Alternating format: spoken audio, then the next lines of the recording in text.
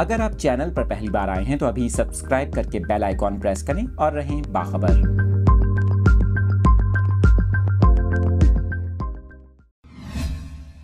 موسم کی تازہ ترین صورتحال سے اپنے ناظرین کو آگاہ کر رہے ہیں۔ میٹ آفس کی جانب سے ملک کے مختلف علاقوں میں تیز ہواؤں اور گرج چمک کے ساتھ بارش کی پیشگوئی کر دی گئی۔ محکمہ موسمیات کا یہ کہنا ہے کہ آئندہ 24 گھنٹوں کے دوران ملک کے بیشتر علاقوں میں موسم سرد اور خشک، جبکہ بالائی مغربی علاقوں میں شدید سرد اور مطلع ابر آلود رہے گا۔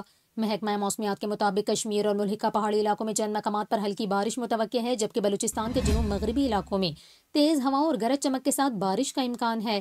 محکمہ موسمیات کے مطابق پسنی، جیوانی، تربت، گوادر، لسبیلا، اوران اور ماڑا اور دیگر علاقوں میں بارش کا امکان ظاہر کیا گیا، جبکہ محکمہ موسمیات کا یہ کہنا ہے کہ اس دوران کشمیر اور ملحقہ پہاڑی علاقوں میں چند مقامات پر ہلکی بارش ہو سکتی ہے۔